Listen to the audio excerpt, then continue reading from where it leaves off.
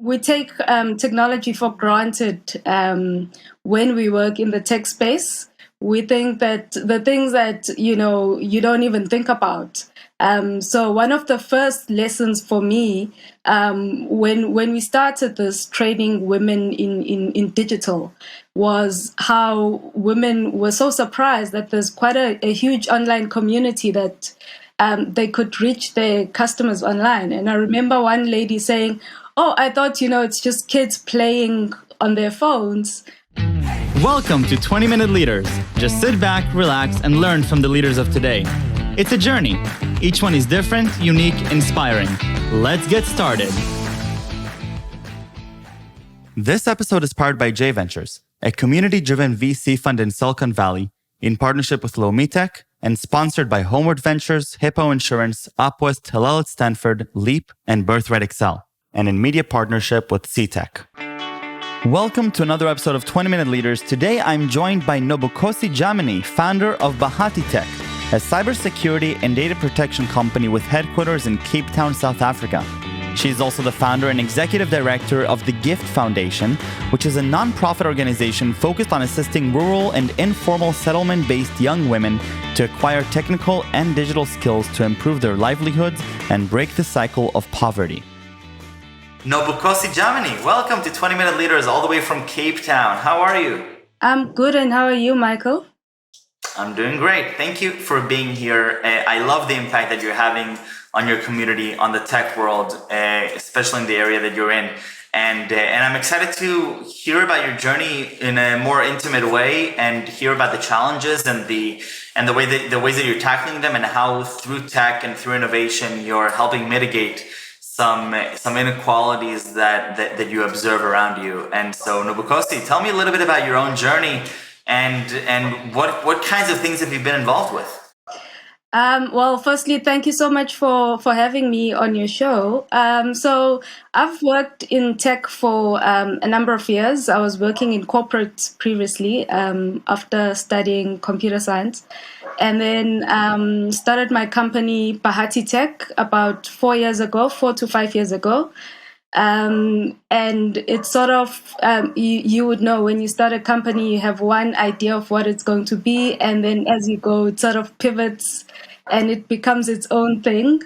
It's finally become a company where we're just focusing on cyber and privacy. Started off just doing services, training, consulting, and so on. But now we're actually building software platforms to automate some of the processes around privacy management, risk management, especially trying to help companies mitigate risk of ransomware and things like that. So that's quite exciting projects that we're busy with inside the company. And because I've always, I think it's needed all over the world for us to really come up with different ideas of how we can help create a safer cyberspace. And now, cyber is not, and building companies in cyber isn't the only thing that you're involved with. You're actually also pretty highly involved with women in tech, right? That's correct. So because I was always involved in tech, even before going into business, I started receiving a lot of requests from women, asking for mentorship, for support.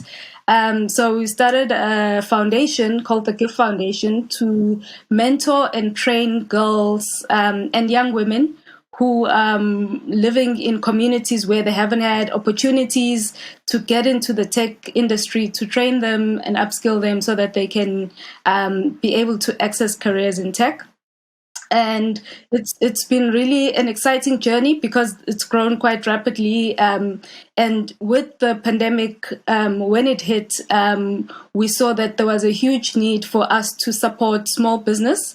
And we've been working with especially women based in rural areas who are running traditional non-tech enabled businesses, who, because of the strict regulations around social distancing and COVID, couldn't continue operating their businesses. Like if you have your moms and pops shop at the corner store, or women in whatever retail or manufacturing business.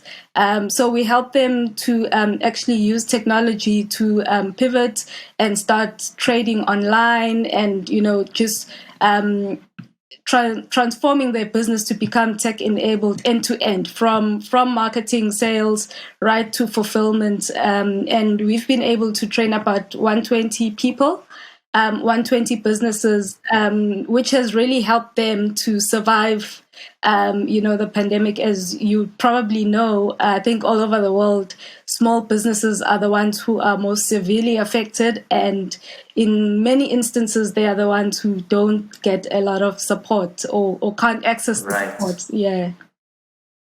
Right. Now, tell me a little bit more about what you learned, working with these different programs, whether it's the GIFT program or the pilot that you did with women in coding, and what are some things that you've learned throughout your career that you think are non-trivial? I think we take technology for granted when we work in the tech space.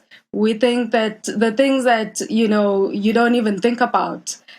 So one of the first lessons for me, when we started this training women in digital, was how women were so surprised that there's quite a huge online community that they could reach their customers online. And I remember one lady saying, "Oh, I thought, it's just kids playing on their phones.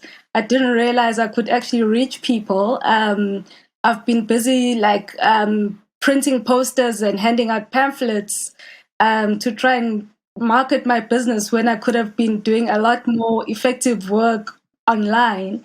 And I thought, that's odd, but actually, if you've never been exposed to that culture, you just don't know that there's a whole community of people that you can reach to grow your brand, to get exposure on the internet.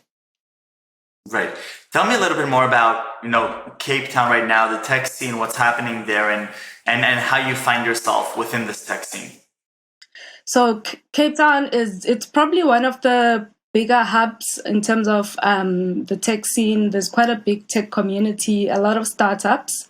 So it's quite busy in that regard, and it was definitely that way before COVID. We'll have to see what happens when people get together again. And but my my impression is that it's probably going to grow even more. So there's a lot of young people, especially people coming straight out of varsity and going straight into startups.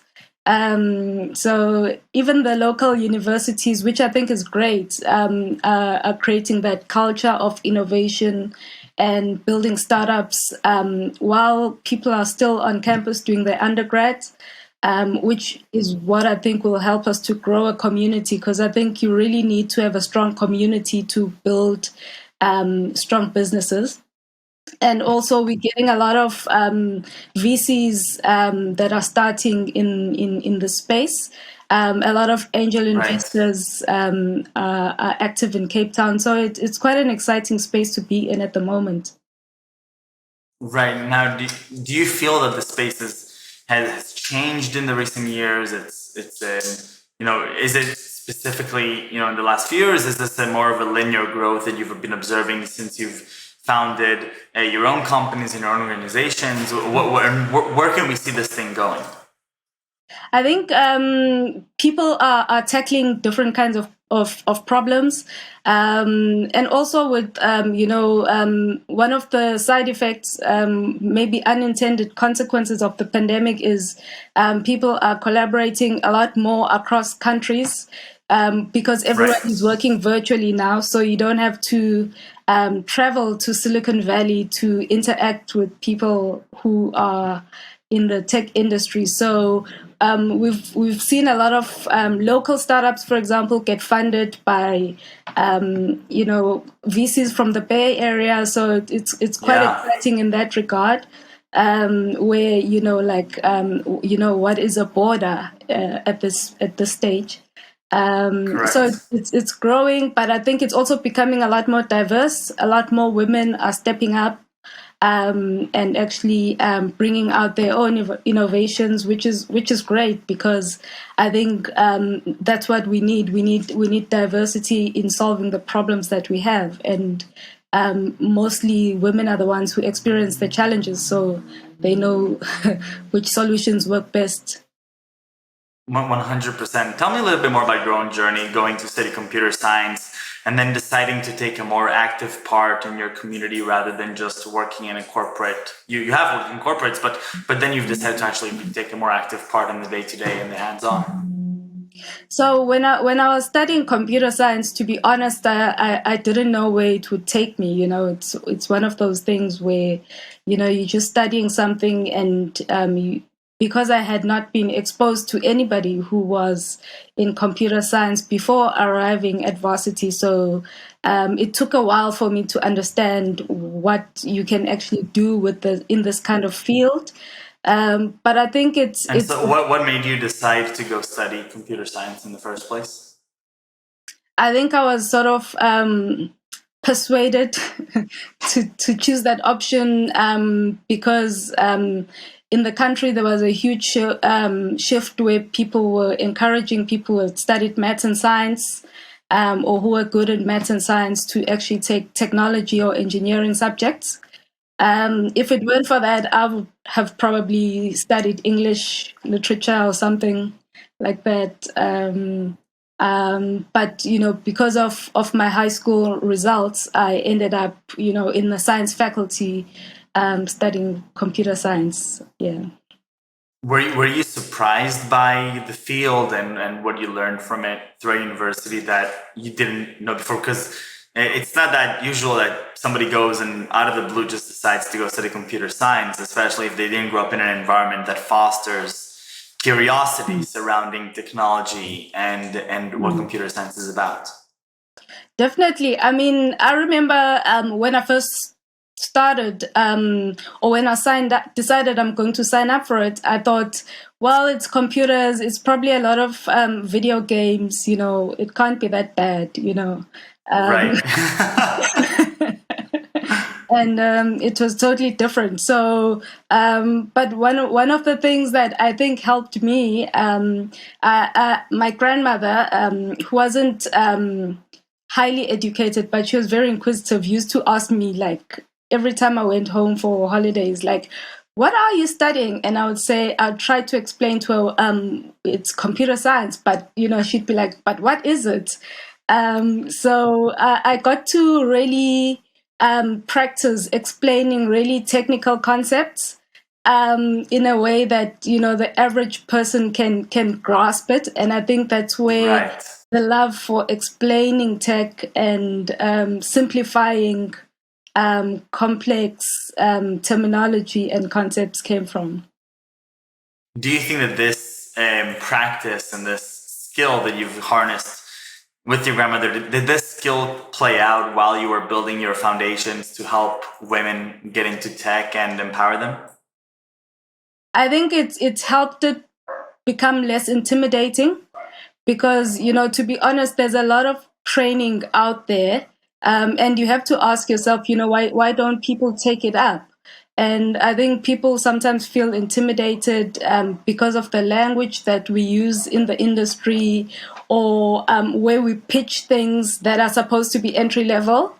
One of the things that we really focus on in the foundation is to really make it accessible. Use really simple language, because there's no reason to speak in complex terminology and to use jargon if your audience is being left behind. So I think that's one of the things that have made our training programs quite successful. Now, if you're looking, more towards the future with everything that you know now about computer science and about your own community and impact, where do you see your career trajectory take you? If you had to play a simulation of going, 10, 15 years down the line? So, well, firstly, in the foundation, I'm working to grow it to become less and less dependent on me. To put people who can be able to take it forward, and to see myself playing less of an operational role. That's really where I'd like to go in the foundation. But I'm quite excited with the opportunities that exist in cyber, and the work that we're doing, and the staff that is coming up, especially a lot of young people that are coming up in the company. So we have a lot of ideas and dreams of where we can take that, and we're looking at the North American market, because in tech, if you win everywhere in the world but you don't win in America, you haven't won. If you win in Right. America, you've At least won the today. whole. Maybe that will change one day. But at Yeah, least today well, that's still true. Yes. it's still the case. Yeah, yeah. So, Right. so those are And some so of our short to medium term goal. But definitely in the foundation, we have very aggressive goals to empower a lot of girls and women, because the gender gap is quite huge and there's a lot of work to be done. And we're trying to ramp that up really quickly and get a lot of people on board to carry out the programs that we're doing. what is the biggest challenge that you have in scaling this that you're observing? So when the women that we work with are rural based women, so and we quite based in the city, so there's a lot of logistics challenges in accessing them. So we work a lot with NGOs or organizations that are local. So we have to build those relationships and those partnerships. Right. So sometimes we can't move as fast as we would like to move. We have to, go with somebody who's local, so that people don't feel, who are these people coming here. So we Sure. always have to partner with someone else. And also, just being an NGO, there's always the continuous fundraising, of course, getting support for the programs. Yeah. Definitely. Now, I want you to take me back a little bit to your childhood, and before computer science, before thinking about English literature, what really fascinates you as a kid as you're going through life? What really sparks your curiosity in the day to day? I was one of those kids who was like really a bookworm. So I love reading and I love daydreaming, and imagining things that I don't know if children nowadays read as much as we did. I think maybe they spend a lot more time on gadgets. But Reading I read. Instagram stories instead of books.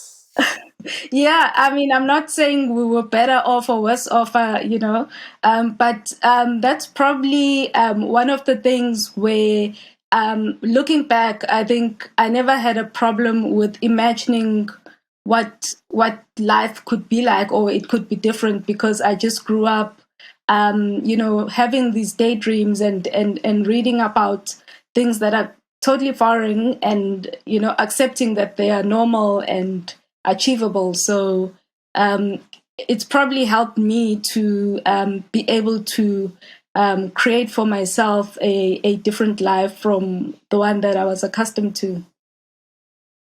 Wow. And if you look at your day to day right now, what are some things that inspire you? Either a specific occurrence or just general day to day things? So it nowadays, there's so many challenges everywhere in the world that you look, and a lot of problems that, if you're an entrepreneur, and I think an entrepreneur is first and foremost a problem solver. So always identifying challenges or problems, and we just like, what can we do? What? How can we solve this issue? One of the Right. biggest challenges we have in South Africa is high youth unemployment. So that is one of the things that I'm really passionate about addressing. And I think that technology has a huge role to play. Skills empowerment is one way of helping people overcome those challenges and become employable, because we do have high youth unemployment, but also we have a lot of industries where people say there are no skilled people. So the solution would seem we need to upskill people. Right. And so if you're looking now on your journey and the people that know you and, the way that you think about yourself, what are some words that you would use to describe, your journey, either, personally or professionally? Oh, that's quite an interesting question. I would say probably a lot of tenacity, because it's not an easy journey, to go into business, or especially in the tech space. It can be intimidating sometimes, but you have to have a lot of tenacity, a lot of grit, and a lot of courage, I would say. 100%, 100%. Nobukhosi, thank you so much for joining me here. This 20 minutes, I learned a lot and I gained a lot of inspiration. And I think that, the journey that you're on is incredible. And obviously the impact that you're having is great. And I'm very thankful for everything that I learned and for your time. So thank you very much, and stay safe and stay healthy.